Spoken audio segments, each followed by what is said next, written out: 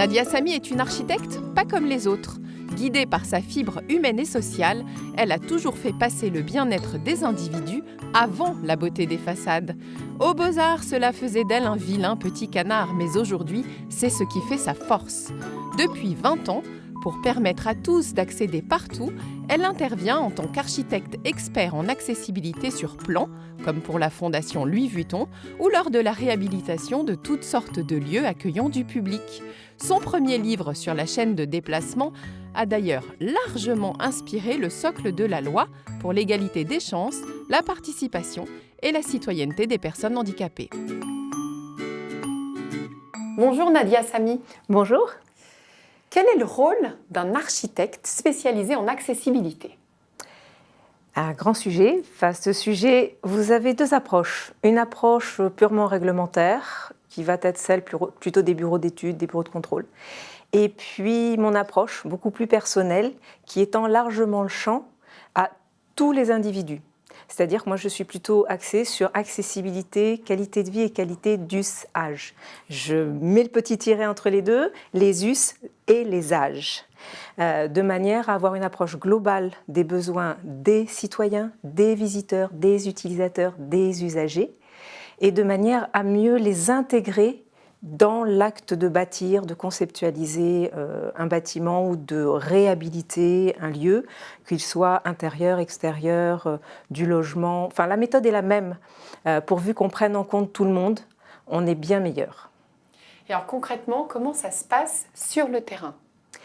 Sur le terrain, en général, je me présente en primo-visiteur. J'oublie que je sais lire, j'oublie que je sais écrire, j'observe.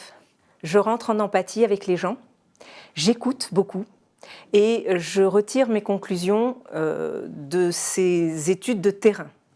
Ça, c'est pour ce qui est du site existant. Sur plan, j'ai la même démarche, mètre après mètre. J'étudie les projets, les concepts dans le respect de l'architecture, dans le respect du concept, mais à travers les yeux des uns, les oreilles des autres. Sûrement pas le modulor de Corbu qui a en général 28 ans, qui fait 1,80 m, qui est hyper valide, mais plutôt à travers les difficultés de tout le monde. On oublie beaucoup que si on entre par le prisme du plus fragile d'entre nous, on améliore réellement la société pour tous. On a l'exemple des lunettes qui ont été faites pour les malvoyants à l'origine. On les utilise tous, on ne se pose pas la question de savoir si, à un moment donné, c'était stigmatisé handicap. Donc on est autant sur une dimension psychique que physique que sensorielle. Je donne souvent l'exemple des jeunes, aujourd'hui, qui vont se promener dans la rue avec un casque sur les oreilles, un iPhone sur lequel ils sont en train de noter leur dernier SMS. Ils sont malentendants, ils sont malvoyants, ils sont déconnectés de la société et de leur environnement. Qu'est-ce qu'on fait pour les mettre en sécurité ? Comment on réfléchit leur environnement à l'extérieur, sur la voirie, lors d'une traversée, mais aussi à l'intérieur d'un bâtiment, de manière à ce qu'ils se sentent bien. Le choix des couleurs, le choix des matériaux, la possibilité de contrôler visuellement son espace, auditivement son espace, toutes ces toutes petites choses qui sont très fines, qui sont en relation directe avec l'individu, font que si vous les abordez bien à travers tous les individus et pas seulement à travers un seul individu, on a des résultats vraiment très probants.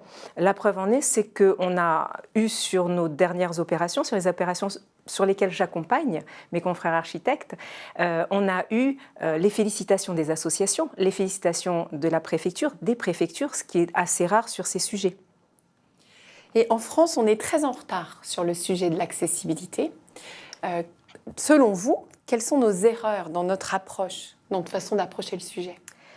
Alors, l'erreur principale, de mon point de vue, c'est la segmentation des approches. On approche le sujet handicap physique, handicap mental, handicap auditif, handicap visuel. On l'approche de manière trop normative, pas assez humaine.